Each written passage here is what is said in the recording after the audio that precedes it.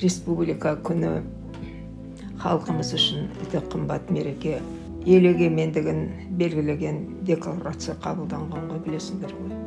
Содан бастап бұл мереке болып тойланды біраз, тоқтап қалды біраз.